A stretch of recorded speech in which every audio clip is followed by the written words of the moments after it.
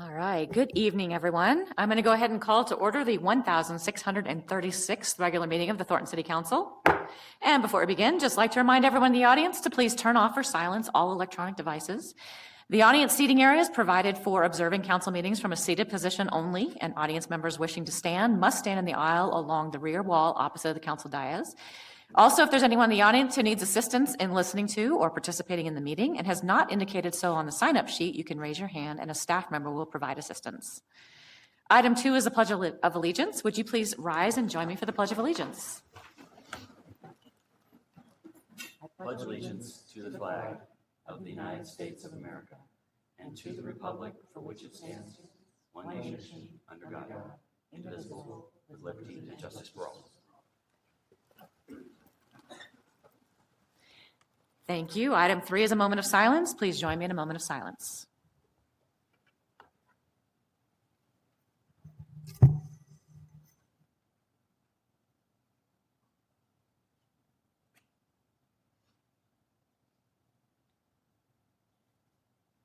Thank you. Item 4 is the land acknowledgement. Mayor Pro Tem Ayala, would you please read the land acknowledgement this evening?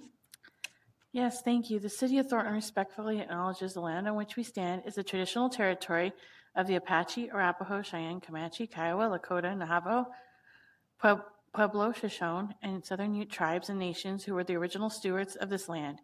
We honor the history, culture, and contributions, both past and present, of these indigenous nations and tribes. We pay respect to their ancestors, elders, and present-day community members, and extend our gratitude to the indigenous peoples for their ongoing care and stewardship of the land, water, and resources. We also recognize the lasting impact of colonialism, forced removals, and continued injustices that have affected indigenous communities throughout the history and into the present. We also acknowledge the labor of enslaved Africans and their descendants who worked the stolen land for the colonists and who continue to disproportionately face economic oppression, racism, violence, and exploitation. May this acknowledgement serve as a reminder of our responsibility to be mindful and respectful of the land, its history, and the indigenous communities who call Colorado home, and use it to guide our policies and decision-making for the people of Thornton. Thank you. Item 5 is a roll call of the council. Clerk, would you please call the roll of council? Mayor Coleman. Here. Councilmember Kunto. Here. Councilmember Algie. Here. Mayor Pro Tem Ayala. Here. Councilmember Byrd. Here. Councilmember Martinez. Here. Councilmember Morris. Here. Councilmember Russell. Here. Councilmember Salazar. Here. Quorum is present, Your Honor. Thank you. Item 6 is approval of the agenda. Are there any staff changes to the agenda this evening? There are no proposed changes to the agenda. Thank you. Council, any changes to the agenda? Hearing none, is there a motion to approve the agenda as presented? So moved. Second. Thank you. Approval of the agenda as presented has been moved and seconded. Is there any discussion? Clerk, please poll the council. Council, please cast your votes.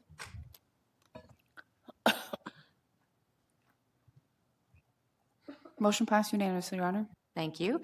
Item 7 is presentations. Item 7A is a resolution commending Stacy Flint for her service on the Thornton Arts, Sciences, and Humanities Council Board of Directors. And I would like Councilmember Algie, would you please introduce this item and read it in its entirety?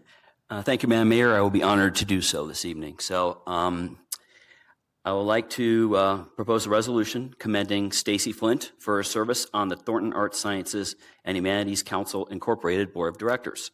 Whereas Stacy Flint served as a member of the Thornton Arts, Sciences, and Humanities Council Incorporated TASHCO Board of Directors from May 28, 2024 to July 16, 2026. And whereas Ms. Flint helped update TASHCO's bylaws, policies, and rules to support the presentation of arts and culture programs and events in the city. And whereas Ms. Flint participated in interviewing and recommending applicants to fill vacancies and supported the nomination of new officers. And whereas Ms. Flint contributed to board fundraising campaigns and raised the highest amount of financial support at this year's Spring Basket fundraiser. And whereas Ms. Flint helped plan and provide on-site support for TASHCO's Make and Take craft activities at the annual Dia de los Muertos celebration event. And whereas Ms. Flint's service on the TASHCO Board of Directors has been a valuable contribution to the City of Thornton. Now, therefore, be it resolved by the City Council of the City of Thornton, Colorado as follows. That City Council wishes to express to Stacy Flint its gratitude and appreciation for her time, involvement, knowledge of, and distinguished service to the Thornton Arts, Sciences, and Humanities Council Incorporated Board of Directors and to the citizens of Thornton, and I move for its approval. Second. Thank you. It's been moved and seconded to approve the resolution. I'll open it for discussion. Councilmember Alger, you have the option to go first as you made the motion. Thank you, Madam Mayor. Once again, Stacy, what can I say about you? You've been an absolute rock star for not only Tashko, but for our city in general. You were my replacement on Tashko, actually, when I had to step away for family reasons. And that's what community is about, is uplifting neighbors to step up and serve our community and to grow our community and make it a better place. And Stacey, though I'm bummed you had to leave for the time being, you're always welcome to come back. I know things are going to work out for you, and we're all rooting for you, and we love you. So it is truly an honor to do this for you this evening. Thank you. Councilmember Martinez. Oh, yeah, Stacy, thank you for your service. You know, we're all in Thornton better off having had you live in Thornton. I know you don't live in Thornton anymore, but your contributions to the community were impressive in such a short amount of time. And I'm just grateful that we have people like you willing to put in time and work to help out the community, even when life is hard. And the adversity that you've overcome recently has led to a better situation. But we're all grateful for, you know, the service that you've provided for the city. I also want to call out that you took a leadership role when it came to helping us get a community garden set up. We wouldn't have been able to do it without you. And that was, you know, going on while chaos was happening around you. So it just shows us all that we had a really good person helping out our city. And we can't wait for you to come back and continue your service. I know you really want to, and I'm pretty sure it's gonna happen at some point, and we'll be happy to welcome you back. Mayor Pro Tem Ayala. Yeah, thank you, Stacy, for all the work you've done for the city. It's a pretty impressive list of different things that you've been able to accomplish. Fundraising's always been one of the most difficult parts of being on Tashko. And I remember when we barely started doing it and selling little things, and all of you have really grown it, and your contributions are greatly appreciated. It's really one of the most important things that we had to do with Tashko in order to make it, in order to get those grants that we need. We had to show varying revenue streams, and you guys have really taken some of those building blocks that we started years ago, and we're able to grow them into really great programs. The dinosaur boxes this weekend were awesome, and I'm just super proud of all of you guys, and especially you, Stacy, with leaving and all the contributions you made. So thank you so much. Any additional discussion? I'm going to save my comments here for just a moment. Would you please poll the council? Council, please cast your votes.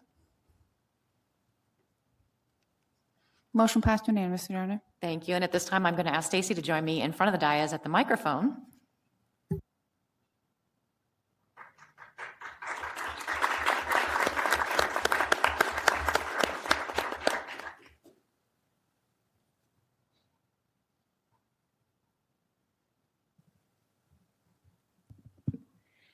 So Stacy, the work that you've done with Tashko is not something that happens by accident. It's because of how much you cared about the community and about the work you were doing. And I saw the work that you did with those baskets, and it was nothing short of amazing. She made sure that all of us participated on the city council, that we had multiple people bidding against each other to make sure that we got those dollars up. And it just showed your passion for the community. So I just want to say on behalf of the residents and the city council, thank you so much for everything that you've done for us. Would you like to say a few words? Not now, no. Well, let's give her a round of applause, and then I'm going to ask the council to join me. This is yours.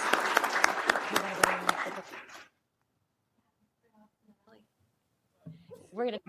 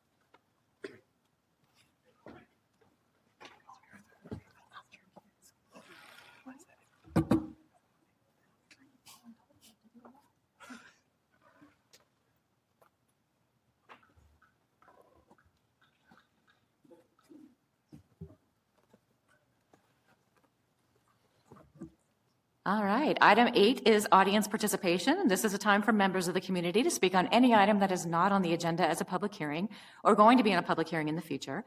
Pursuant to the City Council's rules of order and procedure, speaking time is limited to 3 minutes per person with a 1-hour limit on this segment of the agenda. In-person speakers will be heard first, followed by remote speakers registered before the end of the in-person comment segment. Residents of the city, as indicated on the sign-up sheet, will be given preference in the order heard in each segment. The podium located on the dais of the council chambers must be used to offer public comment during audience participation or public hearing sections of the meeting agenda. In the event of physical inability or preference, the public may offer comment by microphone while seated in the audience seating area, but at no time shall public comment be made while moving throughout the chambers. Ms. Long, is there anyone who has signed up to speak under audience participation? Yes, Your Honor, we have 4 individuals in person. No one has signed up online. Thank you. So in just a moment, again, each speaker will be given up to 3 minutes to speak, and the segment of the agenda is limited to 1 hour. Please make sure that you watch the light on the podium. When it turns yellow and you hear a single beep, you'll need to wrap up your comments. And when it turns red and you hear multiple beeps, your time is up, and I'll have to interrupt you as your 3 minutes are over. And when you are called, those in person, please come to the podium. Make sure you state your name and address, and then you can welcome to your comments. Would you please call the first person? Greg Gill, 9300 Yucca Way. Oh, thank you.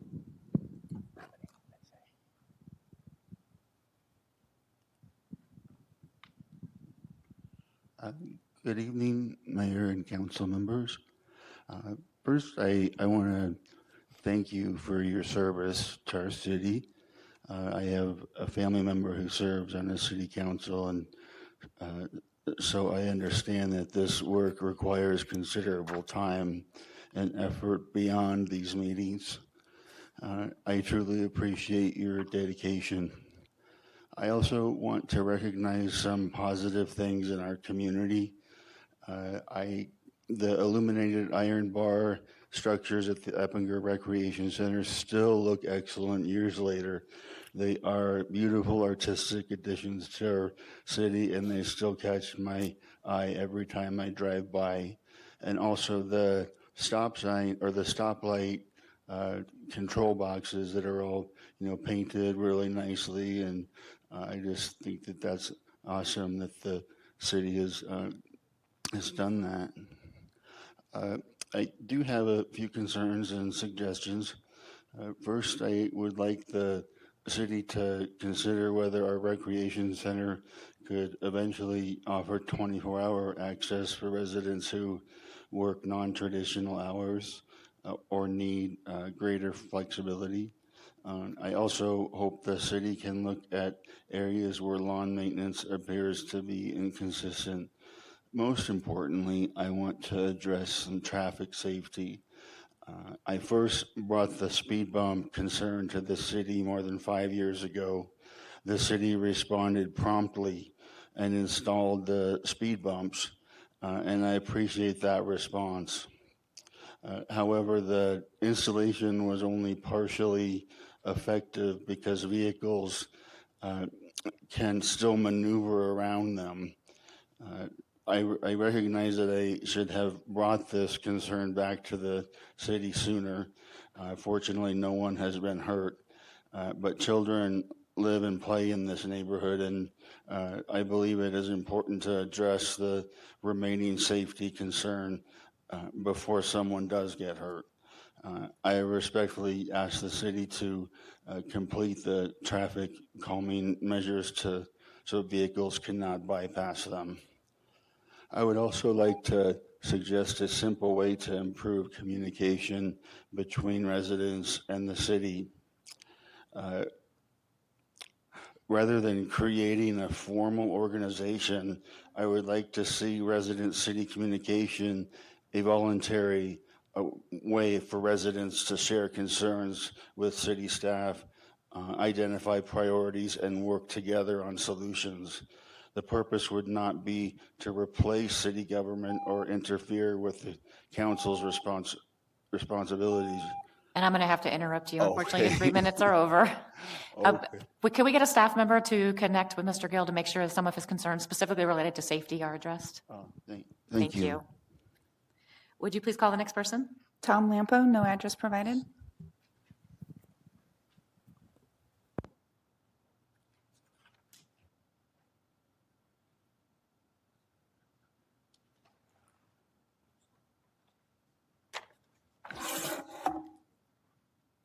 All right. Hello to Thornton.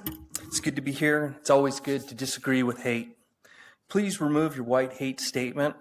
You claim it's an acknowledgement of the land of the United States. Your thinly veiled statement has fooled no one.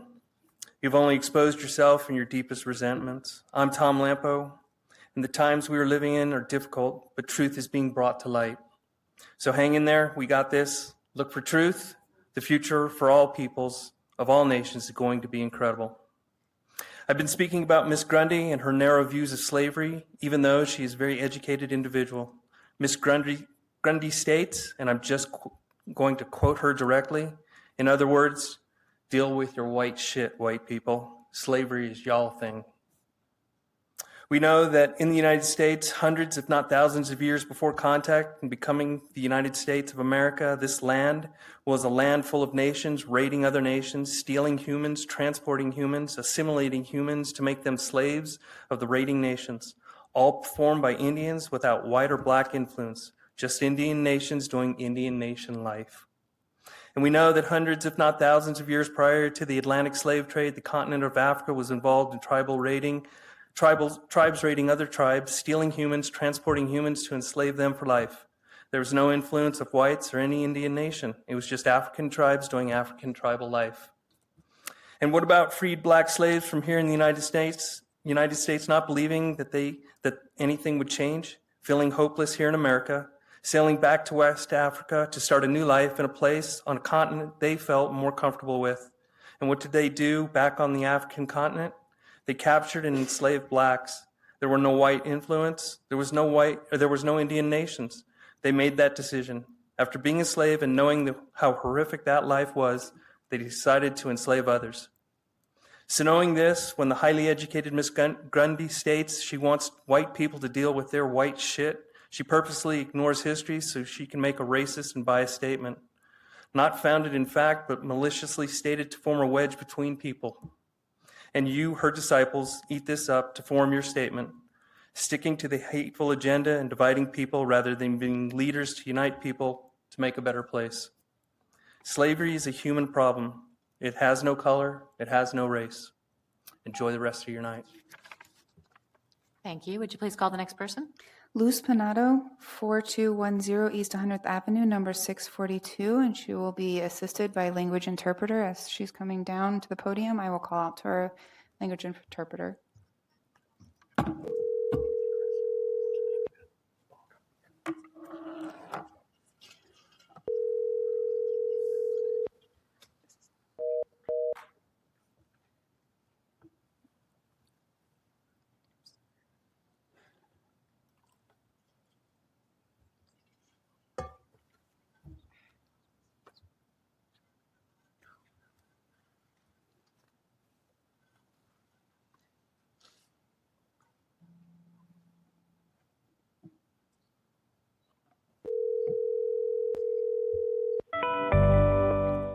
Welcome to Language Line Solutions.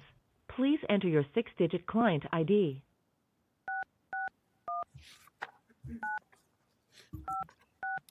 For Spanish, press 1 or other. Please hold for an interpreter. Thank you for calling English Line Solutions. This is Samantha, ID 457342. All we are Spanish interpreter today. This call may be monitored for training and quality assurance purposes. How can I help you? Hi, this is Kristen Long. I'm the city clerk for the city of Thornton. We're currently in a city council meeting, and we have an individual who would like to provide public comment to the council. At the conclusion of their comments, there may be a response or instructions provided to the individual from council. Please pause the speaker as needed to provide interpretation. And when you're ready, please introduce yourself to the individual and you can proceed.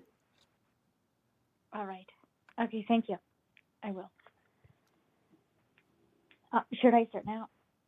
Yes, please. Okay. Hola, muy buenas noches. Voy a ser su intérprete el día de hoy. La llamada puede ser monitoreada con fines de calidad y capacitación. Todo lo que le diga permanecerá confidencial. El día de hoy está con la señorita Kristen Love, de la Secretaría Municipal de la Ciudad de Spokane. Estaremos llevando a cabo la reunión del Consejo Municipal, ¿de acuerdo? Está bien. All right, go ahead.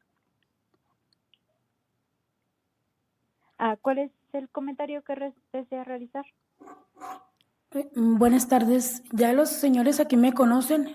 Vine 2 semanas.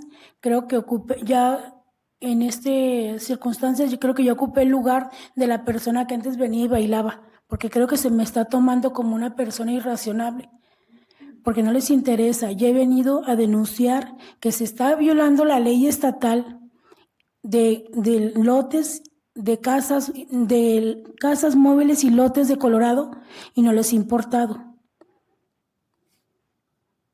Okay. Thank you. What I've been trying to say, first of all, good evening. I think you already know me. I came here 2 weeks ago. I think under these circumstances, I've already taken the place of the person who used to come here and dance. Because I think I'm being treated like an irrational person because you don't care. And I've already come here to report that the Colorado state law regarding mobile homes and mobile home lots, it's being violated and you don't care. Tengo una carta por usted, señora John Coleman, firmada, ya va a ser el 20 de agosto del año pasado, que usted me mandó decir que se iba a solucionar los problemas o este tipo de situación y no hemos tenido resultados. De la semana pasada, de hace 2 semanas a esta, tengo las fotos de todos los días con fecha y hora y localización donde se están violando los códigos. Se los mandé a decir en un correo electrónico y creo que no toman seriedad de lo que estoy hablando.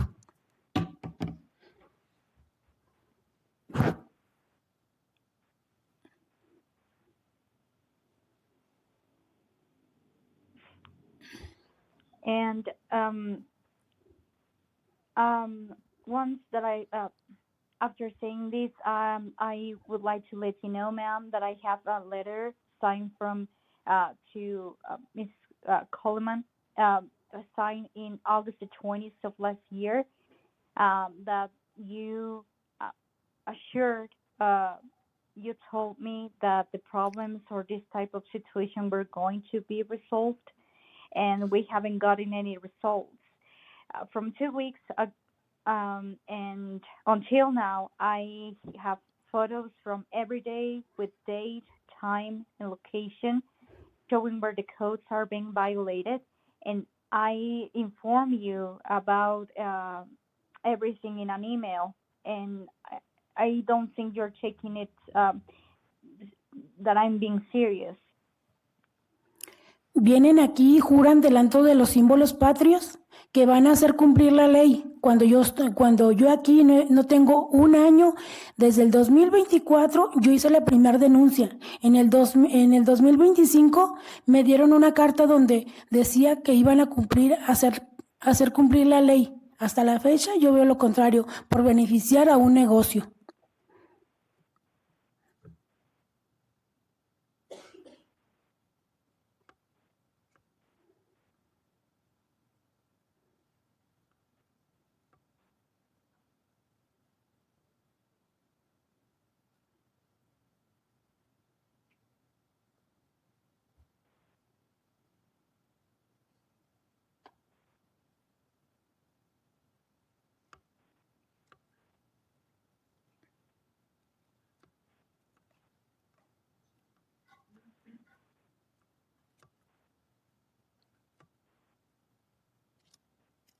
¿Sí me escuchas?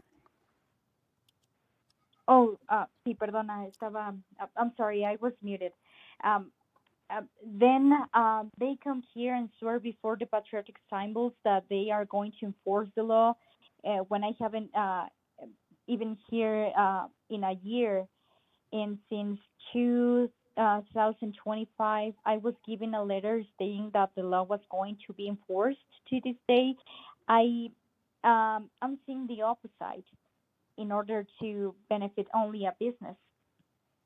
Gracias a estos problemas, ese negocio, en que no lo crean, es una forma de que ha robado a la gente más humilde, usando los códigos de la ciudad, robándoles sus casas, haciéndolos irse de ahí, porque utilizan los códigos en contra de nosotros.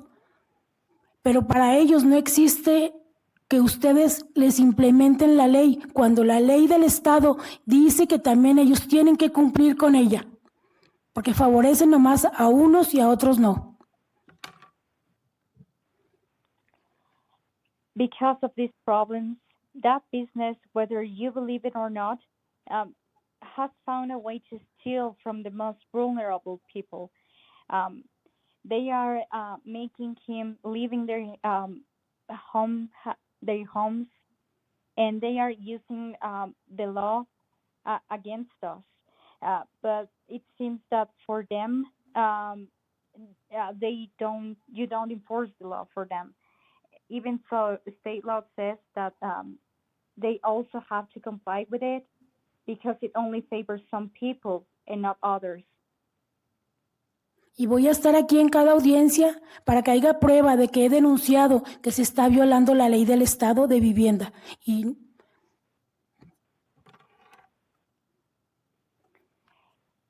And I'm going to stay here in every trial so we can make sure that I've always came here to say that the law is being violated. Gracias. Thank you. Thank you. Would you please call the next person? Stacy Flint, 9755 Elizabeth.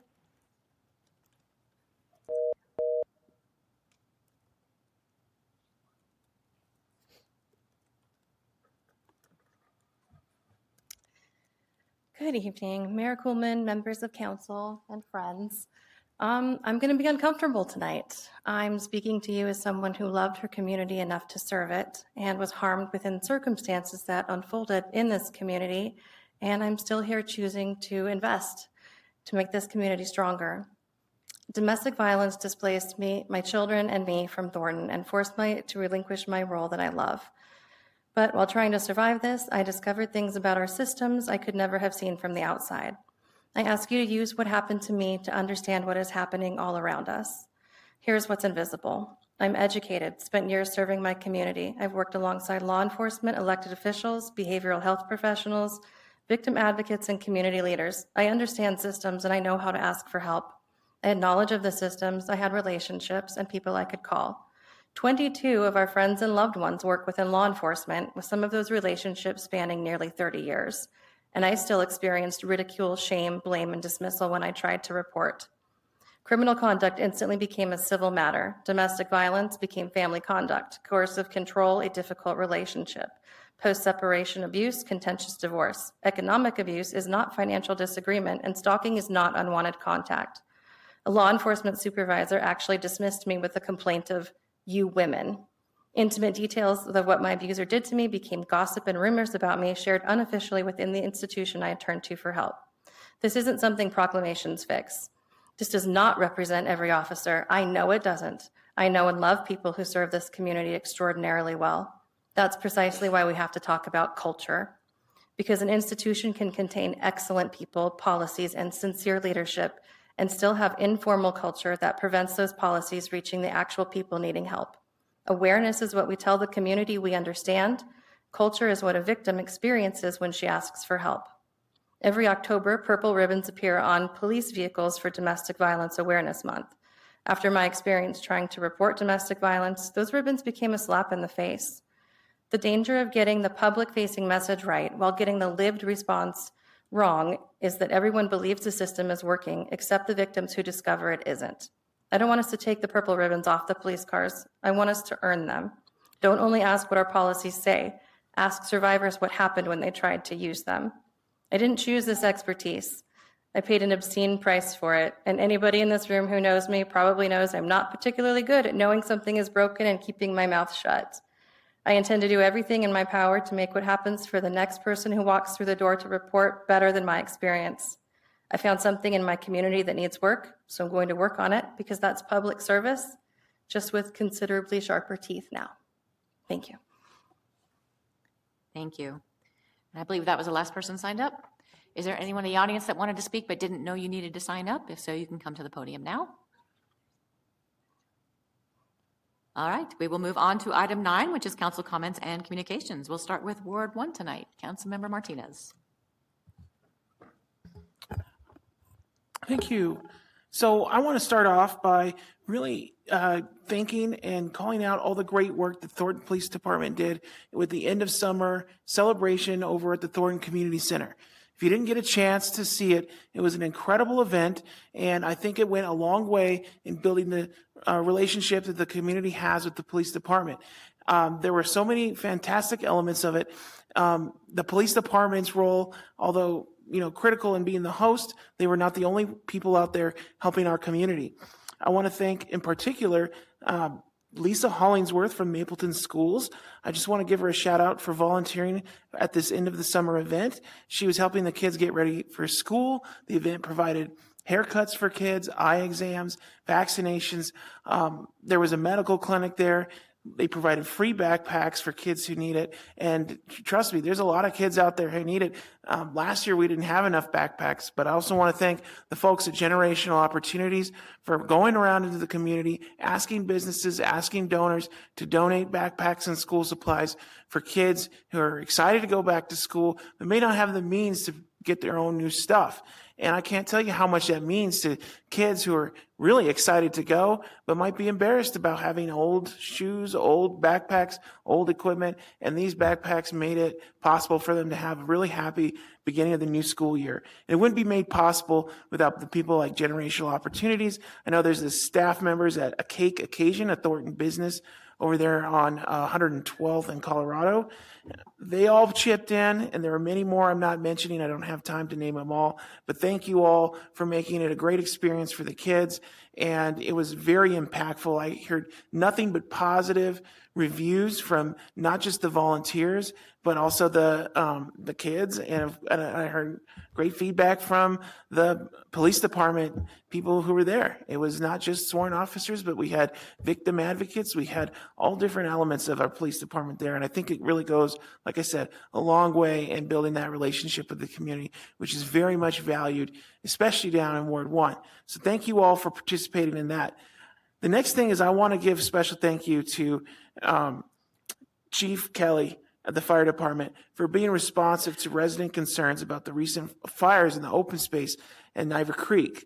There were a couple wildfires recently that were quickly put out by joint coordination with our fire department, the North Metro Fire Department, and the Westminster Fire Department. And they all came down quickly and really saved that open space from burning down very quickly.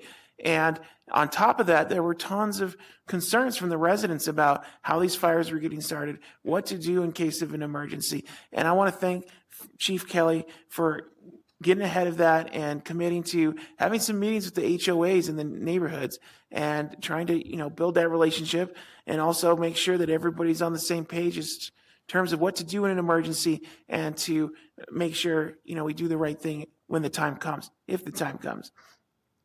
The next person I want to thank, and most of you may not have heard of him, but Master Daniel S. Fitch. He's the Taekwondo master at Thornton Taekwondo, which does their Taekwondo practice at the Thornton Community Center every Tuesdays and Thursdays. Not only does he run an amazing program that is really thriving at the Thornton Community Center, the biggest that I've ever seen it, but he also volunteered his time to educate children at Dino Fest.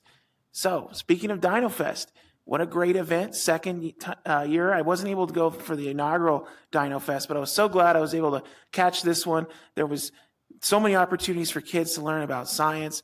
All the partners that we brought in were very helpful. And of course, we brought in some great volunteers like Master Fitch from the Thornton Taekwondo, among others. And so thank you to the Tashco for organizing that. It was such a well done event. And I saw the Tashco team out there working in the hot sun, committed to helping our Thornton residents have a great educational time. And it was, I think, profoundly successful. So I can't wait for year 3 of Dino Fest. And thank you to everybody who put their time and effort into making that happen. The last thing I want to, 2 more things. I do want to say the Anythink Nature Library grand opening was truly exceptional. I think that it's probably one of the best libraries in the entire country. I'm honored and proud that we have it here in Thornton, and I encourage everybody to go out there and check it out. It has a ton of features that you won't see at any traditional library, and just the Anythink system, we're really blessed to have that in Thornton and throughout our city. And so I want to thank our staff. We had staff members there who committed a lot of time in this project and getting that off the ground. The Anythink Nature Library would not have been possible without a collaboration between the Anythink Library District and the City of Thornton staff. So phenomenal job. There's so many reasons to be proud of being a resident and being a part of the community of Thornton, and that is just one of them. So thank you all to everything that you've done for the community, and I just can't wait to see what's going to happen next. So that's it for tonight. Councilmember Salazar. So this evening, I would like to thank Greg, who I really appreciate him bringing up all these issues and bringing them to our attention and sharing his thoughts and ideas on how we can address it together. And I have no further comments. Mayor Pro Tem Ayala. Thank you. I think Councilmember Martinez mentioned a lot of the events that we had over the last few weeks, but I will say the Nature Library, Anythink Nature Library, was an amazing event to go to as far as like just a grand opening for a library. But one of the cool things I've noticed in just after the grand opening happened on Saturday is that so many people are just kind of like, you guys have this really cool library in Thornton. And I just want to thank all the folks that were involved in that. I remember back years ago on Tashko, we talked about some of the ideas to get that implemented. And so it's really, really cool to see that, well, government runs really slowly. But, I think that was like 8 years ago or something. Yeah, Mary. It's really cool to see, like, you invest the time in government and you get to see the results. And that's just one of the beautiful things about having the privilege of serving the city of Thornton is being able to see these awesome things come to being finished. And so we're just so lucky to have a really cool library that people all over the state of Colorado and all over the country are kind of envious of. So very cool event. The other thing I just wanted to remind folks of is that Councilmember Morris and I will be having a meet and greet at the Grumpy Egg actually on August 22nd. So in a few weeks from 8:30 to 10 a.m. And it's been amazing to see the Grumpy Egg expand from the small little cafe it was to now having a really cool coffee shop. And if you've lived in Ward 2 for a while, or as somebody who represents it, we don't have a lot of businesses in Ward 2. So I had a friend move to Ward 2 not too long ago, and they were like, "Where's your coffee shop?" And we didn't have one. So as soon as that extension happened, I was sure to text him and say, "Hey, we have a coffee shop now in Ward 2." So we'll be there from 8:30 to 10 a.m. on the 22nd. So you can check out the Grumpy Eggs coffee drinks, which are pretty good. And the cool thing is they have really good breakfast too. So if you like, breakfast foods like eggs and all that cool stuff, they have it as well. And it's not just kind of the prepackaged stuff you get at the chains. It's actual kind of home cooked food with cool coffee drinks. And I also just want to say, I feel really grateful to be on this council and work with folks across the aisle. It's been amazing to be able to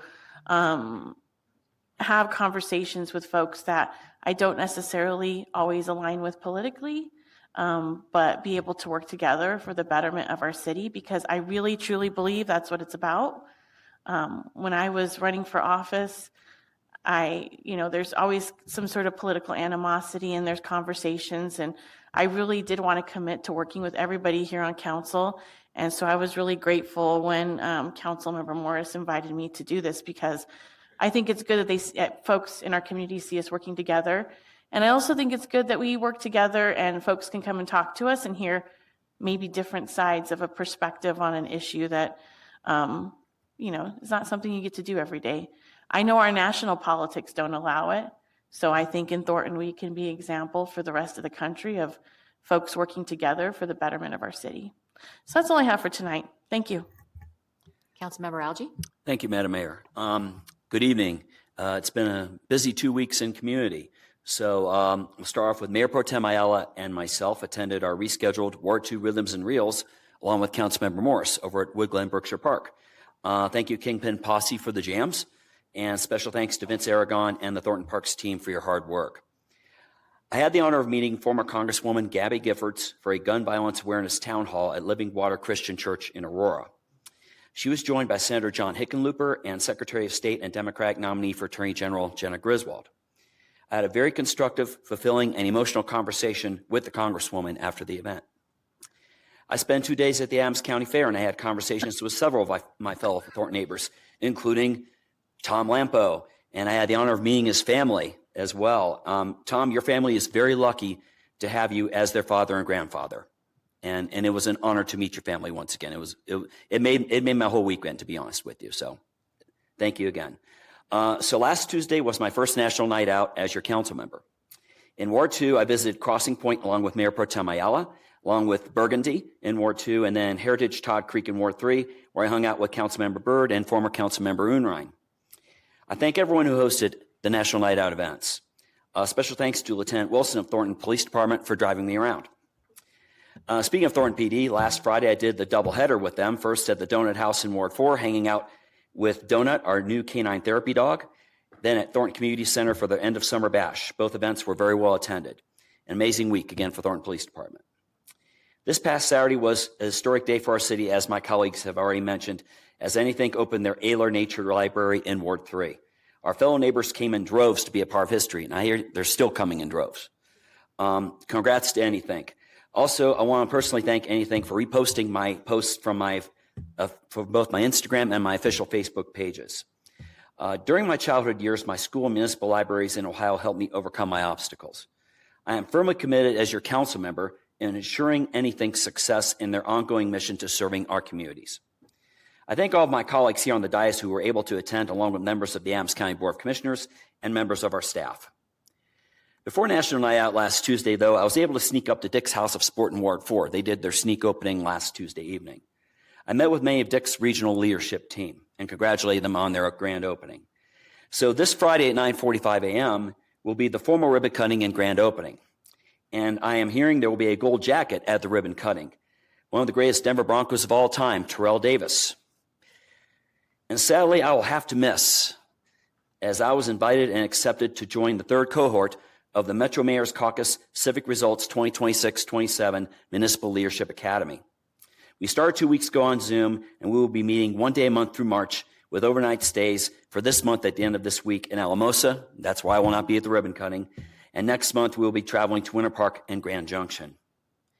The remainder of the monthly meetings will take place in the Denver metro area, and the graduation will be in March.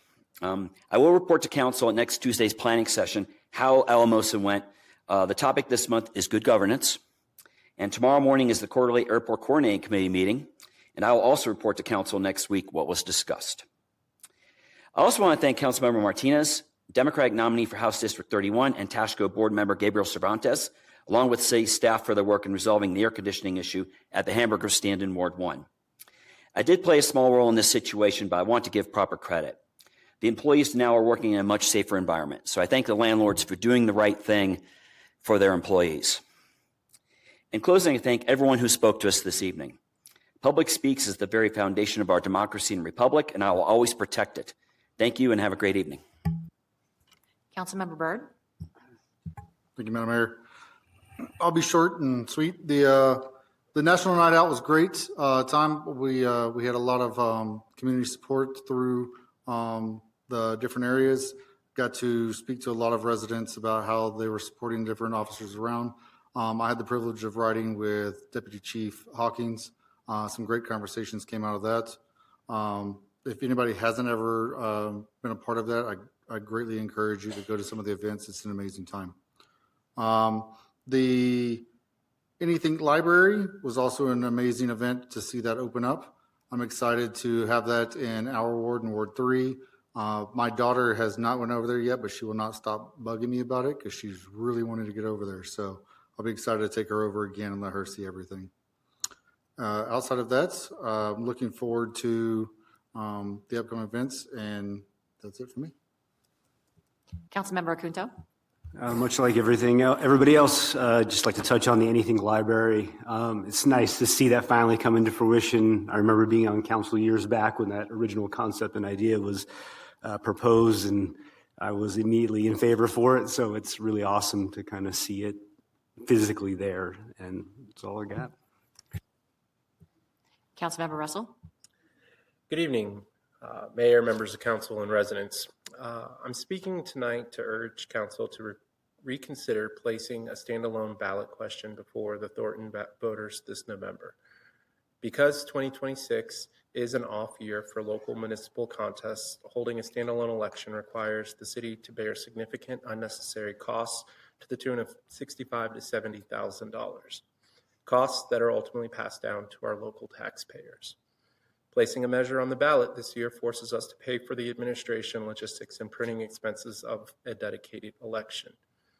Next November, in 2027, Thornton will already be holding its regularly scheduled municipal election for mayor and council seats. In addition, the statewide coordinated election will take place at the same time. By deferring the ballot question until November of 2027, the city can fold the issue into an election that is already fully scheduled and funded. Waiting 1 year achieves the exact same democratic outcome without imposing an extra avoidable financial burden on the city's budget or the residents of Thornton. I strongly encourage council to exercise fiscal responsibility, delay this question, and save taxpayers money by placing it on the November 2027 ballot instead. I will fully support the decision this evening. I have no qualms with the actual ballot question, but that ultimately has the exact same outcome by pushing the question to next year's ballot, but without the unnecessary expense to our tax-paying residents. Now, I'd like to touch base on a few highlights within the community and recognize some outstanding individuals. I had an opportunity to attend the annual Stout Street Foundation fundraiser alongside some Adams 12 staff and Commerce City Council member Rocky Teeter. It's inspiring to see so many community leaders come together in support of an organization that continues to make meaningful difference in the lives of individuals overcoming addiction and rebuilding their futures. Last Tuesday, I was proud to celebrate National Night Out by hosting our neighborhood gathering. I want to give a shout out to my wife and thank her for putting the event together and her outreach to our residents within our neighborhood to ensure that it was well attended. It was a great evening of connecting with our neighbors, strengthening relationships, and reinforcing partnerships that make our community safer and more connected. Thank you to everyone that came out and helped make the event a success. I also had the pleasure of hosting the Colorado Highway 7 Coalition meeting here at Trailwinds Rec Center. Bringing together our regional partners to discuss transportation, economic development, and shared priorities to strengthen collaboration along the Highway 7 corridor and help ensure that we're working together on the issues that impact all of our communities across North Denver. Thank you to Brett, Patty with infrastructure. We have two Patties, so I met and learned a new Patty this past week.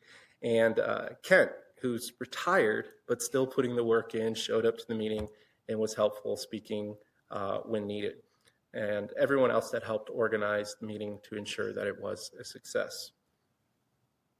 Another fun stop this week was attending Donuts with Donut, where residents had the opportunity to meet Donut, one of the Thornton Police Department's beloved canines, while enjoying coffee, donuts, and conversation with our officers. Events like these help build trust and strengthen the relationship between our police department and the community in which they serve. I also toured the new Dick's House of Sport. Thanks, John, for tipping me off on the early access there. And I encourage everyone to check out the official ribbon cutting, which is coming up this Friday at 8:45. The celebration will feature Hall of Fame running back Terrell Davis, and it's exciting to welcome another major business investment into the city of Thornton. One of the highlights this week was attending the grand opening of the Anything Nature Library. Much discussed as already. It was absolutely phenomenal. We were told that they were expecting up to 5,000 visitors. That's pretty crazy when you think about a library, but it just shows the magnitude and the impact in which it's had in our community. It was very well publicized. I did a Facebook post about it from my council page, and it's one of the most liked posts I've done in 3 years. It got hundreds of likes and a lot of other people tagging friends and family to go check it out. So it was very meaningful to our community. It's impactful to the whole metro area, and we're very pleased to see that project come to fruition. Finally, I'd like to recognize 2 city employees who recently received heartfelt praise from a Thornton resident named Joan Campbell for their exceptional service in which they provided. First, Development Inspection Supervisor Craig Schroeder was recognized for his professionalism, responsiveness, and commitment to helping residents navigate the development process. His dedication reflects a high level of customer service that we all strive to provide. I'd also like to thank Detective Brian Bennett with the Thornton Police Department for his outstanding work in fraud prevention.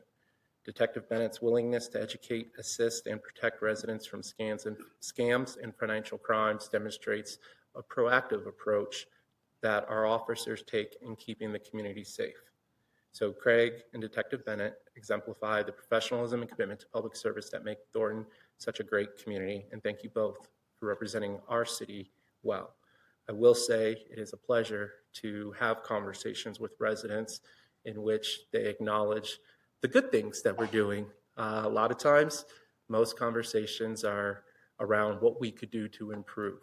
But Joan, she actually lives in my neighborhood, and I had never met her before, but she was a municipal worker in Arizona. So I think she's taken note to our city in comparing her experiences professionally and personally in other states, and has a lot of appreciation and great things to say about our staff. So aside from the 2 that I mentioned today, keep up the good work, staff. It's being noticed, and it will continue to be recognized anytime that I hear about it. Thank you. Councilmember Morris. Good evening, everyone. I just wanted to start with saying thank you for everyone that came out for public comment tonight. Stacy, congrats on your service with Tashco. Thanks for all you did there, but thank you even more for showing courage to come down to this mic and share your experience. It's definitely good to hear that, and looking forward to seeing how we can improve that. Tom, you are here every week. Thanks for showing up. I appreciate you showing the courage to come down to this mic and share some things that maybe come across as unpopular in some places, but it sounds like what you're ultimately trying to push us toward is some unity. So appreciate the well-researched and objective information you share with us each week. Some recent events, I think we've all mentioned all of them already, but I'll agree the Nature Library is awesome. Check it out if you haven't been. Even if you're working from home or remotely, great spot to be. I look forward to being there often. So congrats to the staff and Anything Library, and of course, thank you for the collaboration there. National Night Out was awesome. We had 30 events across the city. It looked like I was able to attend several across the city, from down to Pinnacle Charter up to Skylake Park and up into Hunters Glen. I just want to shout out to Lieutenant Husk and Officer Twynham and their teams for the work they put in to organize and execute. Thank you to all the officers who participated and were out there building relationships and building trust with the community. Thank you to Commander Connor, who allowed me to ride around with him, ask him tons of questions the entire time. And he was very gracious with the time, so thank you for that. And of course, thank you all the neighbors who hosted events across the city.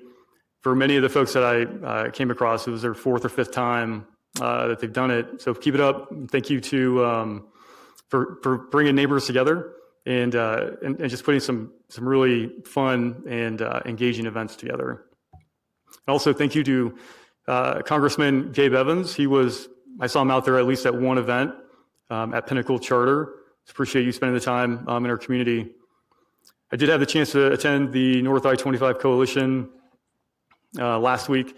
It's a coalition of electeds and staff members from various cities along the North I-25 corridor. And so one thing that was of note that maybe our staff's already tracking, they mentioned the Highway 7 mobility hub's about 95% completion, and they are expecting a ribbon cutting sometime at the end of September. They didn't mention an exact date, but love to see that on our calendar when that comes.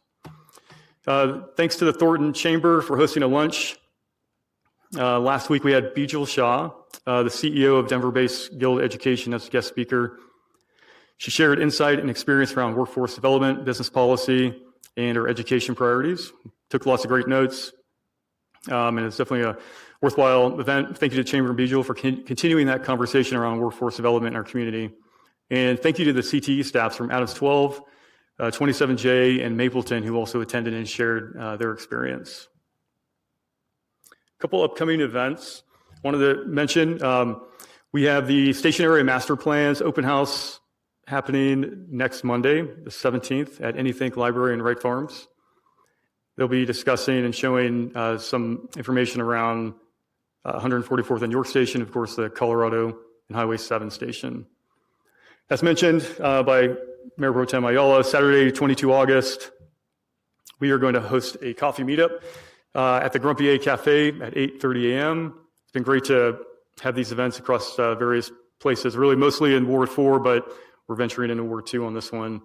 I have had several council members join me, of course, Councilmember Russell, Byrd, Algie, and Mayor Coolman, and looking forward to continuing to do those each month. And we do have the Ward 4 meeting coming up on Thursday, 3 September. That's at Thorn Creek Golf Course at 6 p.m. And that's all I have. Thank you.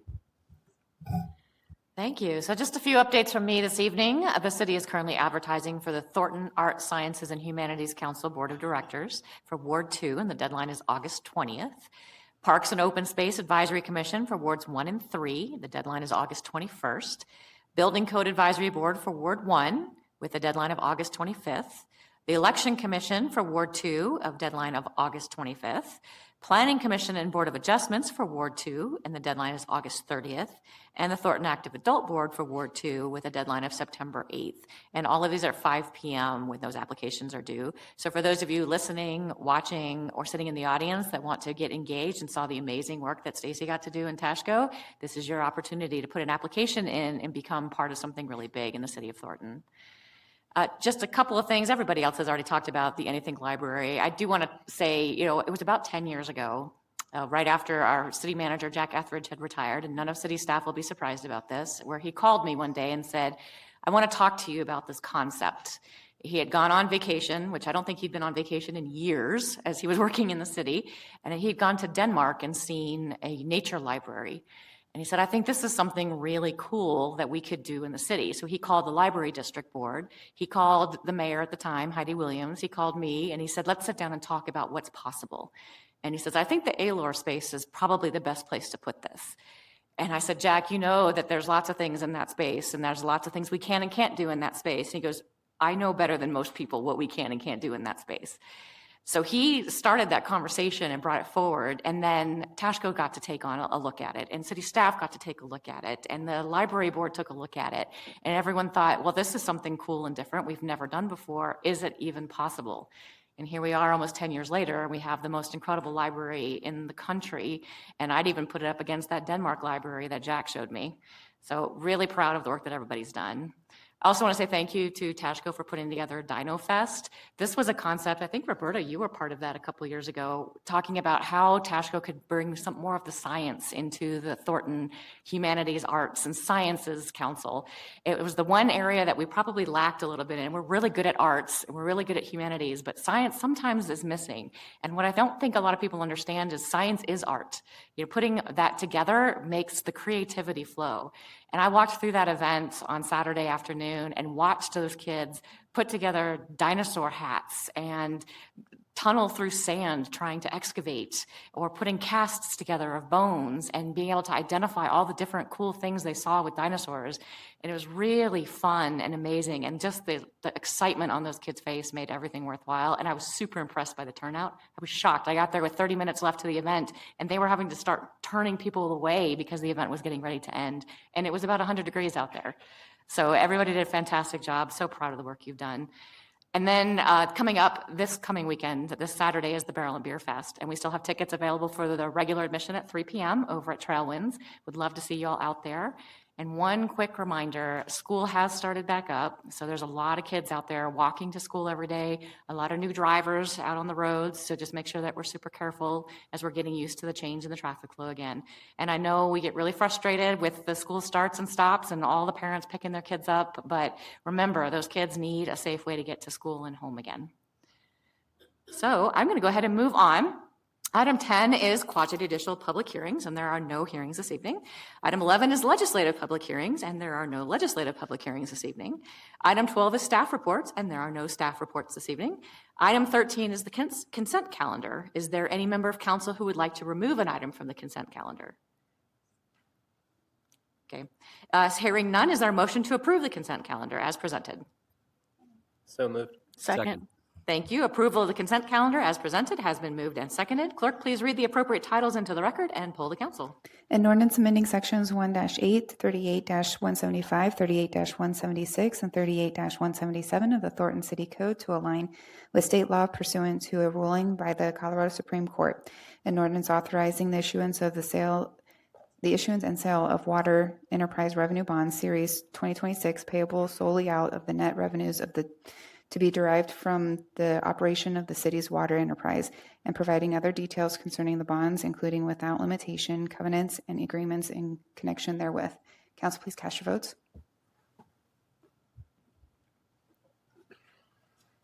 Motion passed unanimously, Your Honor. Thank you. Item 14 is action items. Item 14A is a resolution repealing and reenacting Council Policy 4.2 on council policy direction. And I'll turn this over to Rob Kolstad, Deputy City Manager, to present this item.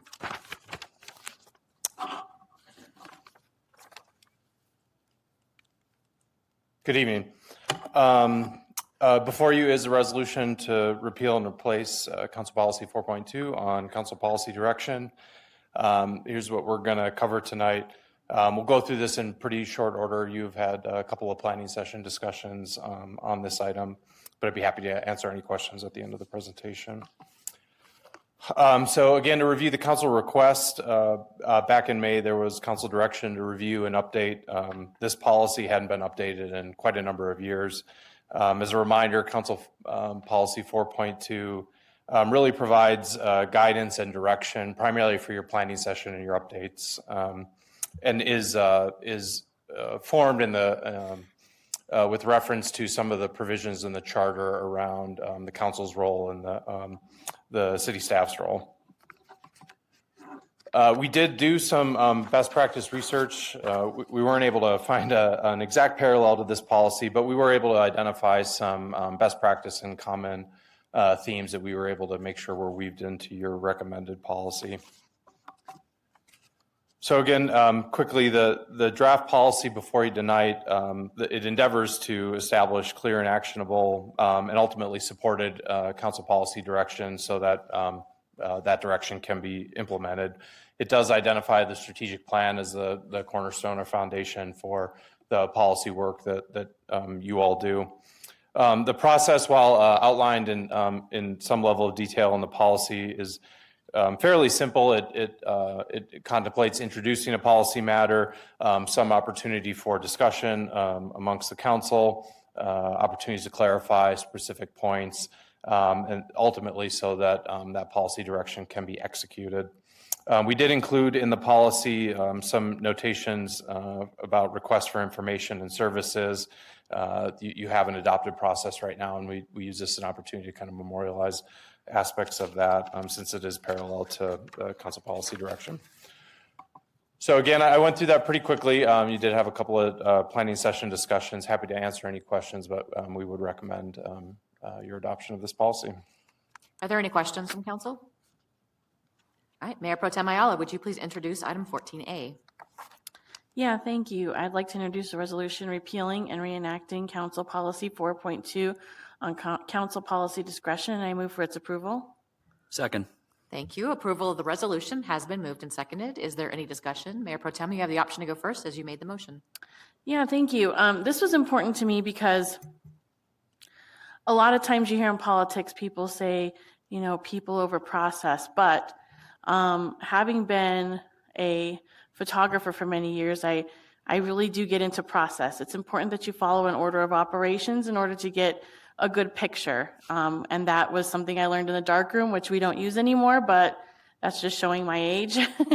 But really, this is really important to me because we do have some language, and we had some language in our policy, our council policies that really did not fully give us a picture of how things operate now.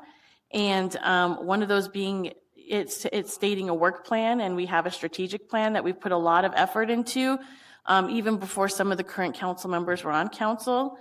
So that's important to make sure that we memorialize the fact that we're using a strategic plan to carry out the work of the city and to make sure that we're giving proper direction to our city staff to operate correctly and make sure that they have the time and the resources they need to do the work. Secondly, as I look through the kind of like the purpose and the policy we have here, it says that in order to provide clear policy direction by the collective council and ensure council consensus, City Council will follow the process for providing council policy and direction. And it goes in a few different steps that we do, which is basically we have made the commitment with this policy that we're going to bring our ideas to our planning sessions or update sessions. That way that we can have clear and concrete conversation as a council and then be able to act on that policy and make sure we have the correct time and we're doing things the correct way, which is working through our city manager and then giving direction to our city council or our city staff in that way. And that's important to me because we have to make sure that we're operating in a way that really does put forth the intention of having an order of operations to how we do things. I said this in our last meeting that when we prioritize everything, we prioritize nothing. And so for me, this was important to make sure that we're operating in a way that's going to give our city staff the best time, resources, and just possibilities to do the right work for our city, and that we're not overburdening them and then creating other cascading effects that can harm our city's budget and our city's ability to get the work done. So I'm excited for this to be finished. Thank you, Rob, for working on this for us. And that's all I have to say. Thank you. Any additional discussion? I'll just say thank you to staff for cleaning it up. It's not easy, and we change our mind a lot. So very much appreciate you putting it in writing. Would you please poll the council? Council, please cast your votes. Motion passed by a majority, 8-1, Your Honor. Thank you. Item 14B is an ordinance amending Chapter 6, Animals of the City Code. I'll turn this over to Robert Peterson, Police Lieutenant, to present this item.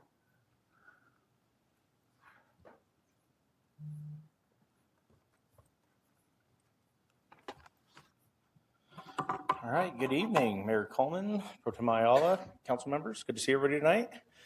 We will go through this. We're going to talk about proposed changes to Chapter 6, which is our animal control and our animal ordinances.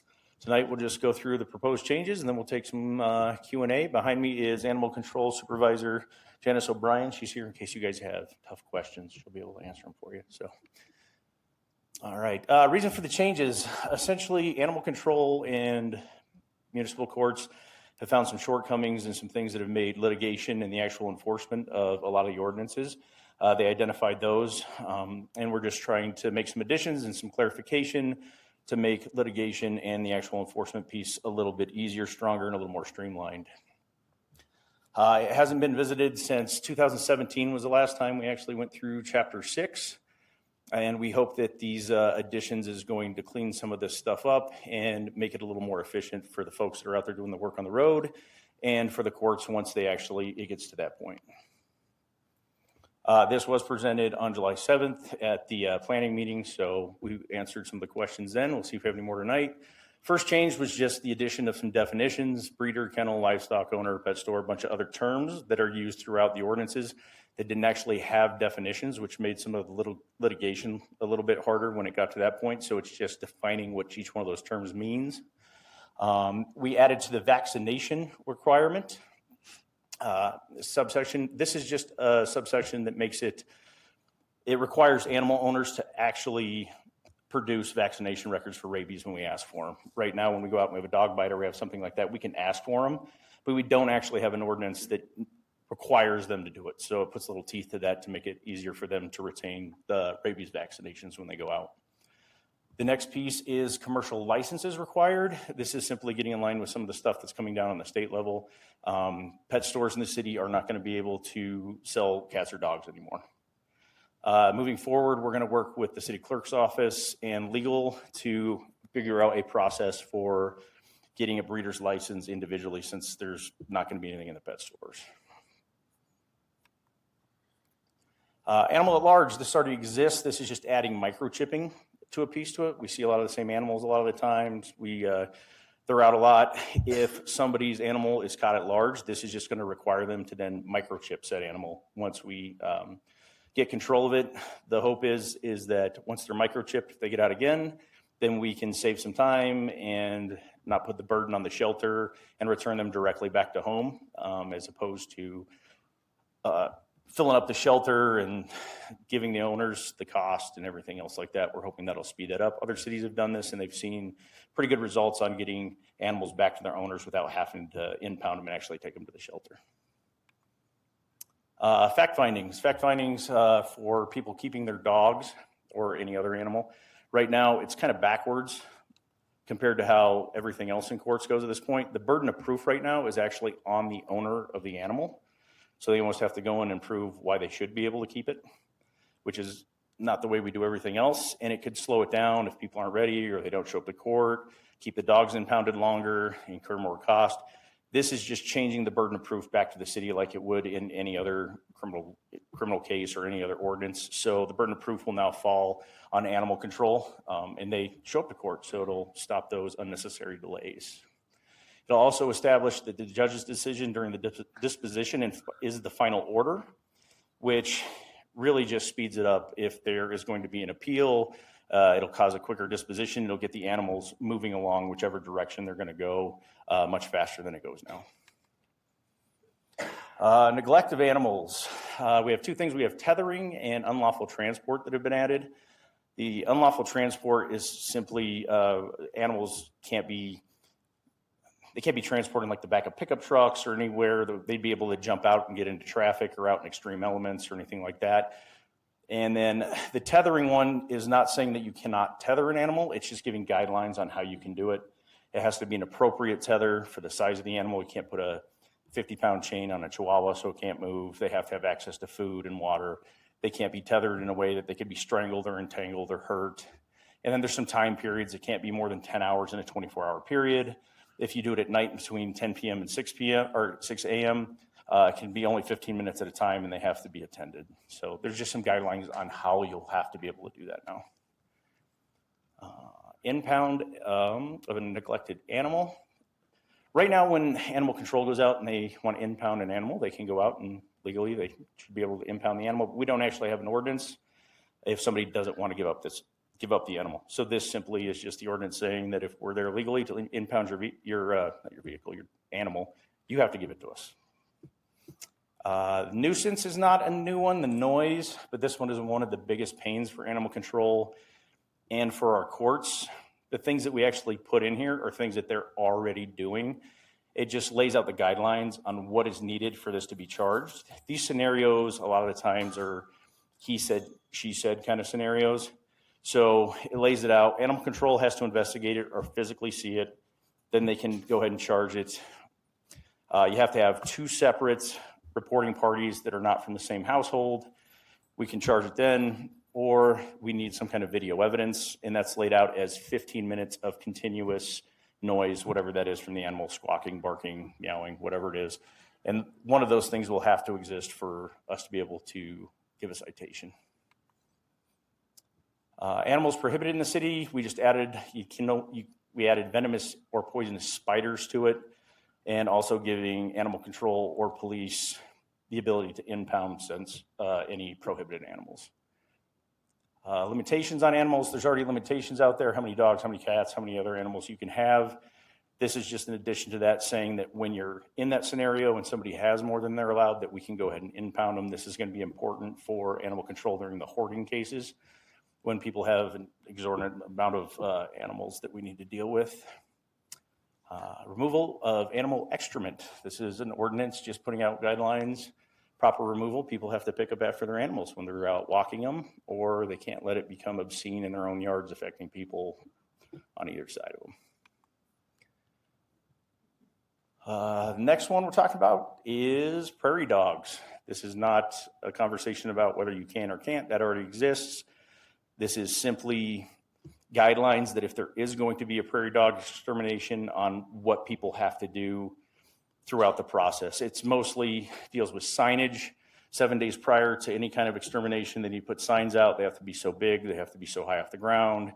They have to include emergency numbers, what kind of poison or bait they're going to use, contact numbers in case there's a problem, and then they have to be posted throughout the extermination and 2 days post the final application of whatever they're using. Public sales of animals. This is something that's just going along with state statute. This is just an ordinance municipally that people can't sell animals in public spaces. This is to address folks that we've all seen when you go to King Soopers or you go to Safeway or Walmart, and there's just people selling animals out of like the back of their vehicles. So there's an ordinance prohibiting that. Protective impoundment. This is something animal control deals with pretty frequently, and there's just nothing on the books to kind of give guidelines for it. And that's when we have to take people's animals in other instances when there's not necessarily something wrong with the animal or an animal attack or they're at large. It's when people are arrested or someone's having a mental health crisis or somebody's being evicted and the people aren't there during the eviction and there's animals there. This is just guidelines on getting us through how animal control is going to continue to do that. After impoundment, we have feeding of wild animals. I can't feed wild animals except for songbirds and perching birds. And this will cut down on, we have instances in the city where people feed animals that we probably shouldn't be feeding, then they want to stay around in the neighborhood and they start bothering the neighbors. So that'll address that. Cost of impoundment. This is just a procedure for our fact-finding hearings when they go. We can do the fines on the front end. And this is going to speed up the process and get the animals out quicker and really hold the owners accountable to get to the end result where they need to be. Contempt. Right now in our municipal courts, we have a problem with they can order a pet owner to do something. And if they don't, there's really no recourse. So this is adding contempt for not doing what the courts have asked you to do in these animal cases. So it'll put a little teeth to that when the judge asks somebody to do something. There's actually going to be a recourse for it now. Harassment of wildlife is going to be an ordinance that we're going to put in there that is, you can't, harassing wildlife means we're talking dens, eggs, other wildlife. You can't go and disturb them and disrupt them and break things and cause damage to it. And you can't have your animals do it either. You can't send your dog out to go tear something up or anything like that. And then I think finally we have livestock. We don't have a ton of livestock in the city of Thornton, but there are a few places. And this is simply some basic necessity stuff, making it so people have to have humane living conditions for livestock if they're going to keep it in the city. Food, water, shelter if needed, things like that. Recommendations, we recommend that we approve the ordinance changes. That's it. Do we have any questions? Any questions from council? I know we had lots of conversation in the planning sessions about this. Mayor Pro Tem, would you please introduce item 14B? Yes, thank you. I'd like to introduce an ordinance amending Chapter 6, Animals of the City Code. And I move for its approval. Second. Thank you. Approval of the ordinance on first reading has been moved and seconded. Is there any discussion? Mayor Pro Tem, you have the option to go first as you made the motion. Yeah, thank you. Well, there's a few things here that are getting fixed. One of them, thank you for the prairie dog thing. I think I brought that up over a year ago when the church was had exterminated a bunch of prairie dogs, and the community was kind of like, we had no idea that was even happening and what happened to them. It was kind of like they disappeared into thin air. So I think it's just great that we have some notice of, if there is an extermination, that people know that's happening in their neighborhood, of notification of the different chemicals that are used of that and stuff like that. So thank you so much for that. Secondly, for my friend of about 15 years, Mark Gormley, one of his big issues and one of the reasons he wanted to run for council was dog poop. So thank you for that too. I spoke with animal control at the event the other night and just talked a little bit about what that's going to look like as far as enforcement. So I'm sure we'll be asking more questions about that, because I'm sure we'll have residents that would like to report things that happen. I see little signs all over the neighborhoods of like, please don't let your dog poop on my grass. So I know it's a big issue, and so thank you for that as well. And then anything that involves the humane treatment of animals is important to me, and I know it's important to the rest of the city, so thank you for the cleanup of the language. Any additional discussion? I'll just thank you and the rest of the staff for all the work putting this together. Would you please poll the council? Council, please cast your votes.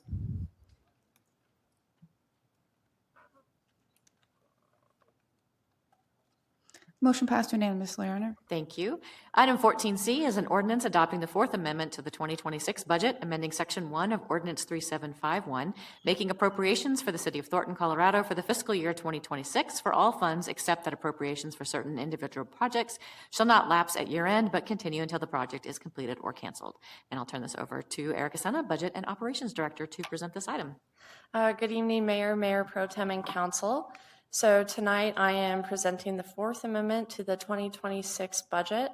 The only item on this budget amendment appropriates $766,847 in the Governmental Capital Fund to fund the Community Development Block Grant, or CDBG, 2026 Annual Action Plan, which includes funding for the Homeless Outreach Team, Code Compliance Assistance Program, also called Code CAP, the Senior Paint-a-thon Program, future eligible projects or programs as identified by the housing strategy, and city administrative costs associated with this program. Funding for the 2026 Annual Action Plan will be fully covered by HUD. And with that, staff recommends approval of this ordinance on first reading, and we're happy to take questions. Any questions from council? All right, Councilmember Morris, would you please introduce item 14C? I'd like to introduce an ordinance adopting the Fourth Amendment to the 2026 budget, amending Section 1 of Ordinance 3751, making appropriations for the City of Thornton, Colorado for the fiscal year 2026 for all funds except that appropriations for certain individual projects shall not lapse at year end, but continue until the project is completed or canceled. And I move for its approval. Second. Thank you. Approval of the ordinance on first reading has been moved and seconded. Is there any discussion? Councilmember Morris, you have the option to go first as you made the motion. Thanks for the presentation. Great to see this money coming back into our community, and happy to support it. Any additional discussion? I'll just say thank you as well. Please poll the council. Council, please cast your votes. Motion passed unanimously, Your Honor. Thank you. Items 14D and E are an ordinance submitting to the registered electors of the City of Thornton, Colorado, proposed amendments to Section 4.5 of the Thornton City Charter regarding vacancies to require that any member of the Thornton City Council, including the mayor, shall be deemed to have resigned and vacated the member's office upon formally declaring candidacy for any elected office other than Thornton City Council member or mayor, and a resolution approving an intergovernmental agreement between Adams County Clerk and Recorder and the city, providing for the November 3rd, 2026 Thornton Special Municipal Election to be held as part of the coordinated mail ballot election to be conducted by the Adams County Clerk and Recorder. And I'll turn this over to Sean McCullough, Senior Assistant Attorney, City Attorney, to present this item. Thank you, Mayor. Good evening, members of council. I'm here to give a brief presentation on this ordinance that would ask voters whether to approve a so-called resign to run provision in the charter.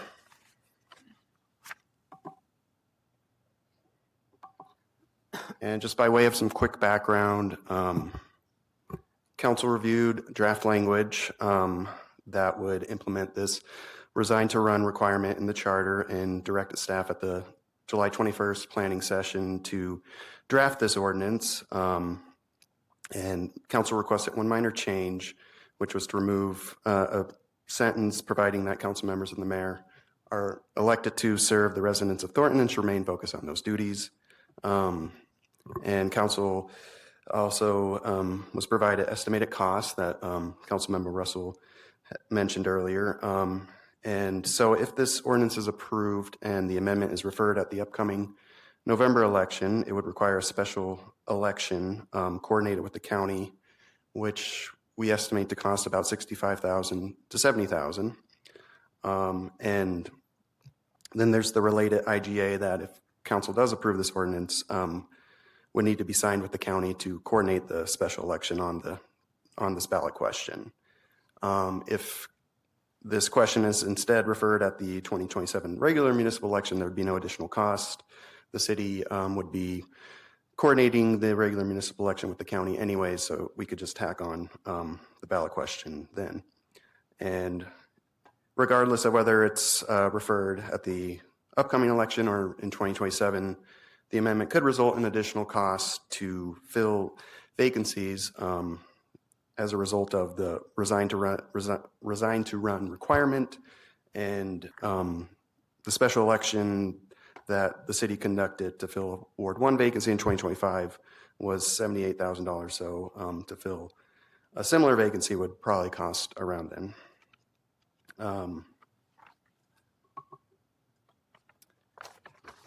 And just, so what does a resign to run amendment look like? Well, at least under this ordinance, it would make it so if a council member or the mayor formally declares their candidacy for another elected office that's not on city council, they are deemed to have resigned and vacated their office upon doing so. So it's automatic and no action is required by council.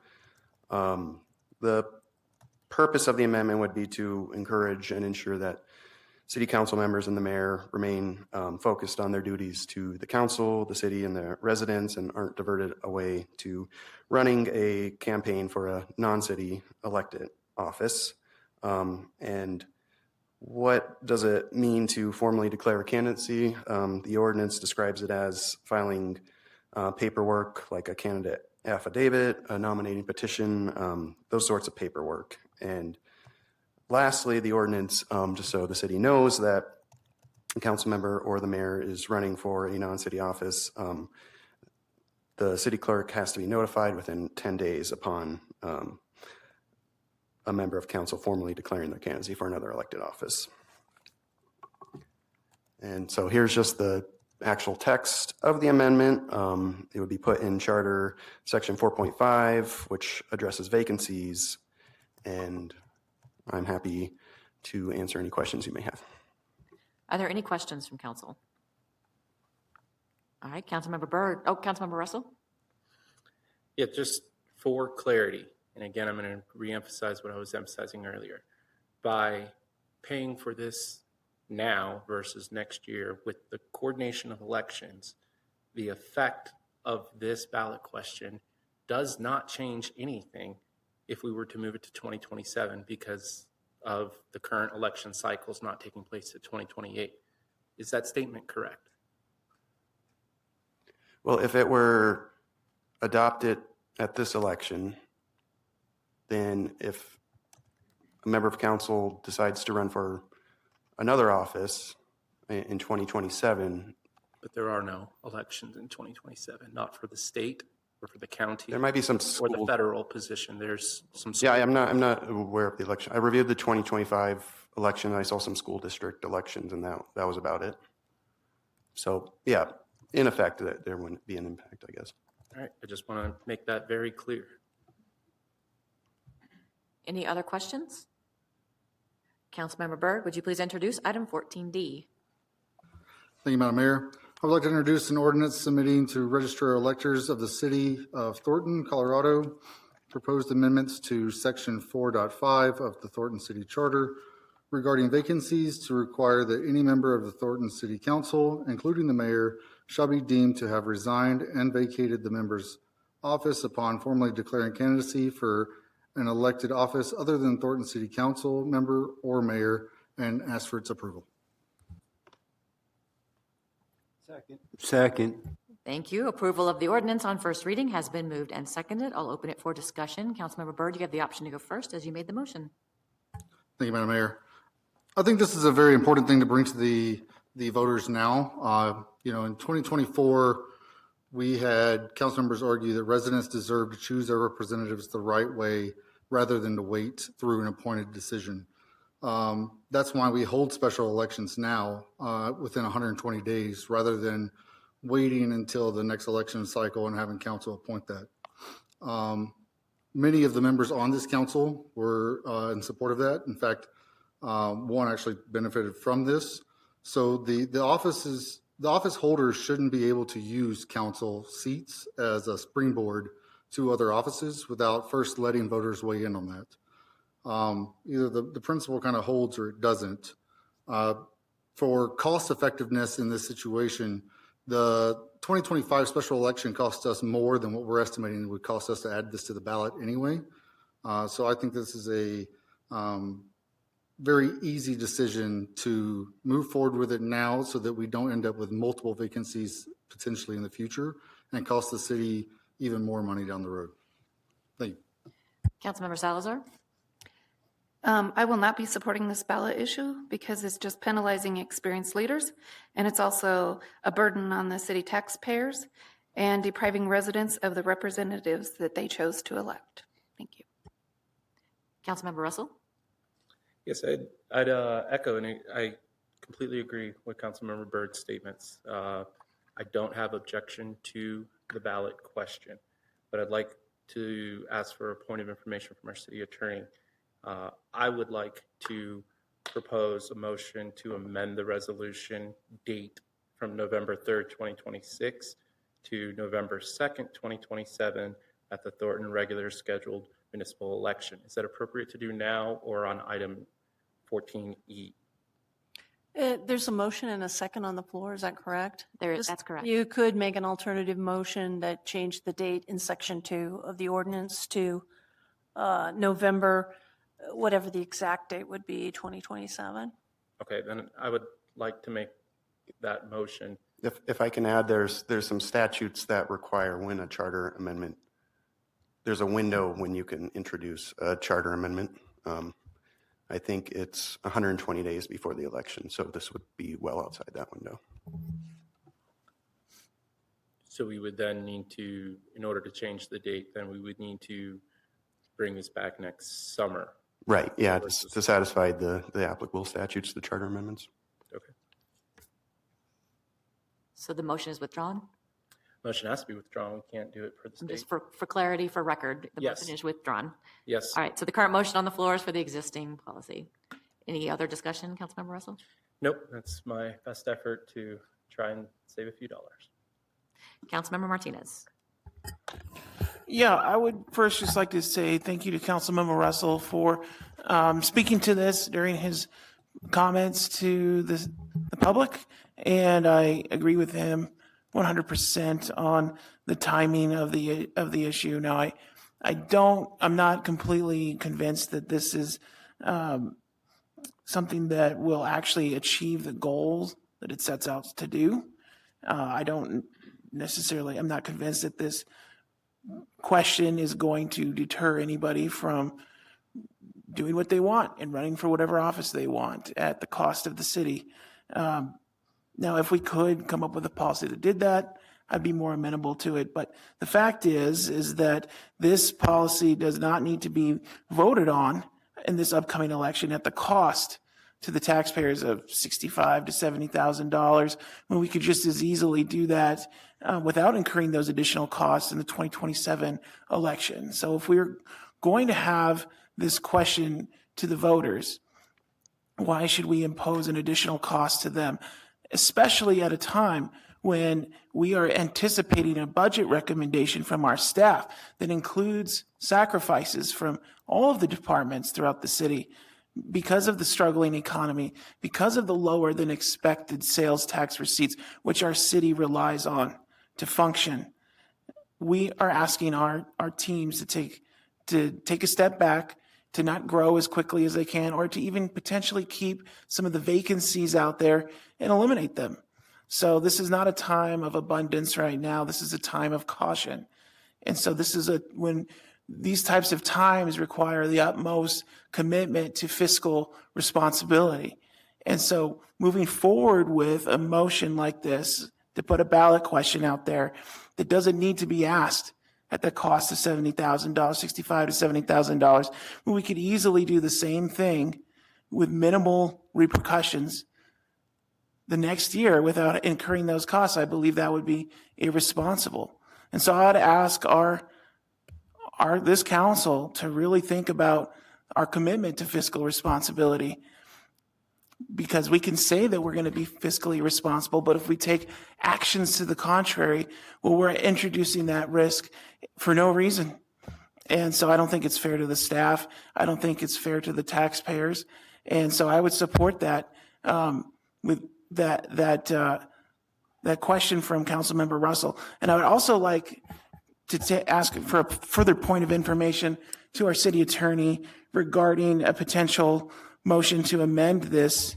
Is if the motion was specifically to give direction to staff to introduce this ballot measure as is within the window that is acceptable with the law, 120 days or whatever it is, if the motion was to give that direction to do that in the future, would that address some of the legal concerns that was brought up? On that, Sean? There would still need to be an ordinance adopted by council within that 120 to 60-day window, referring the ballot question to the voters. Sure, but if the motion was to give staff direction to bring forward that ordinance within the window in 2027. We just come back next summer. The potential motion would be to give staff direction to do that within the time window, so we would have the proper ordinance within the right time. But we're just giving you clear direction to do that in a point in the future. Well, under your new policy 4.2, direction comes through a planning session for these types of legislative matters. I suppose you could give us direction to do that tonight if there was support for that. But again, any council at any time could change that direction. So it's not an official action, obviously, on the ordinance. Okay. Well, in that case, I'm just going to let us decide tonight on what we're going to do. I made my point pretty clear that I think we need to be committed to fiscal responsibility. If we want to go forward with this, I'd like to hear some arguments of why we didn't need to spend the extra money this year when we could do the same thing in 2027 without any additional costs. It just doesn't make sense to me. Councilmember Algie? Thank you for the presentation. And I've been wrestling with this from the start when Madam Mayor presented it. I have, talked to, colleagues up here on both sides of this issue, and at the end of the day, I do agree with Councilmember Russell and Councilmember Martinez in this specific issue. We have the option that we can do it next year with no cost to the city because it will be with the municipal election. Now, granted, on the flip side, the turnout's going to be bigger this year with the midterm election, granted.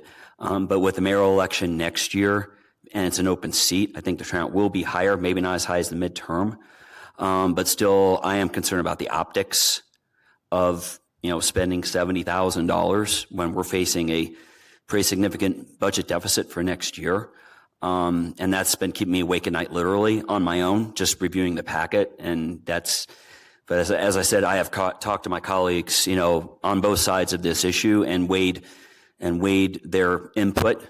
But with that being said, I have made the decision to not support this as is written tonight. I will, however, I do think it will pass. With that being said, I will vote for the IGA.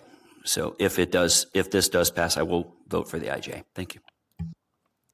Any additional discussion?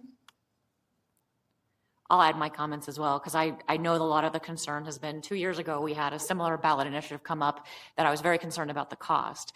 A lot of my concern was that we were not transparent about the cost to the public as we brought that forward. What happened is that came forward and it overwhelmingly passed 2 years ago. And then last year, we did another ballot initiative for the same question, but related to the mayor instead of just city council, and it also overwhelmingly passed.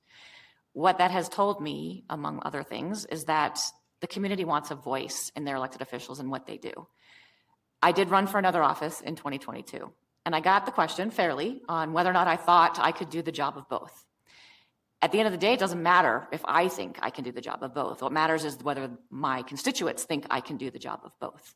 And I want them to have the opportunity to answer that question. And it was feedback I got while I was running for another office. It was criticism I got while running for another office. And the request that I got was to bring this forward so that the community could vote on it. So I will be supporting this tonight. Would you please poll the council? Council, please cast your votes.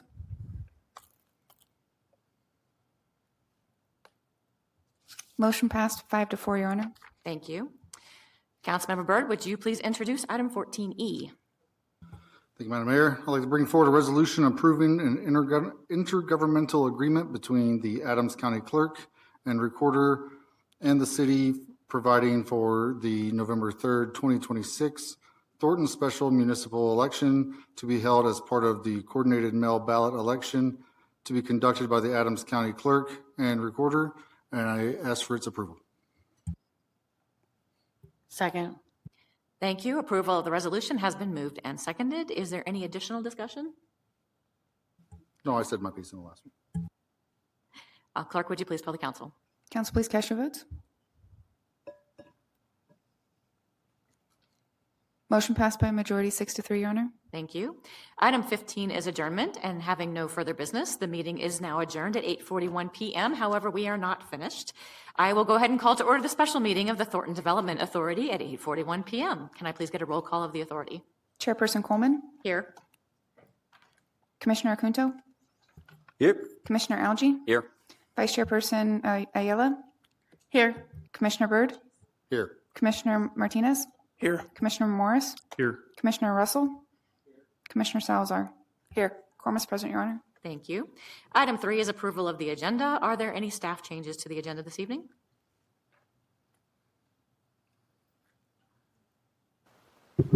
I'm sorry, there are no proposed changes. Thank you. Thank you. Authority, any changes to the agenda? All right, hearing none, is there a motion to approve the agenda? So moved. Second. Thank you. Approval of the agenda has been moved and seconded. Is there any discussion? Clerk, please poll the commissioners. Authority, please cast your votes. Motion passed unanimously, Your Honor. Thank you. Item 4 is approval of the minutes. Is there a motion to approve the May 12th, 2026 minutes? So moved. Second. Thank you. Approval of the minutes has been moved and seconded. Is there any discussion? Hearing none, clerk, please poll the authority. Authority, please cast your votes. Motion passed unanimously, Your Honor. Thank you. Item 5 is business. Item 5A is a resolution authorizing conveyance of property from the Thornton Development Authority to the City of Thornton for the construction of the Thornton Parkway multimodal path from I-25 to Grant Street. I'll turn this over to Jason Pierce, Infrastructure Engineering Director, to present this item. Hey, good evening, members of the board. Let's see, clicker. Okay, purpose for my being here tonight is to acquire right-of-way, temporary construction easements, and slope easements from 2 TDA South properties to construct our multimodal path along Thornton Parkway. This map depicts the location of the project. It's basically at the interchange of I-25 and Thornton Parkway on the south side of Thornton Parkway going east towards Grant Street. A little bit of information on the project. This is an 8-foot wide concrete multi-use pathway. It's 1,700 feet long, again, located on the south side of Thornton Parkway. The approximate cost of the project is $1.9 million. Funding is going to come from federal funding of $796,000, $996,000 in state funding, and then Thornton's contribution is $200,000. It's led by City of Thornton with CDOT oversight.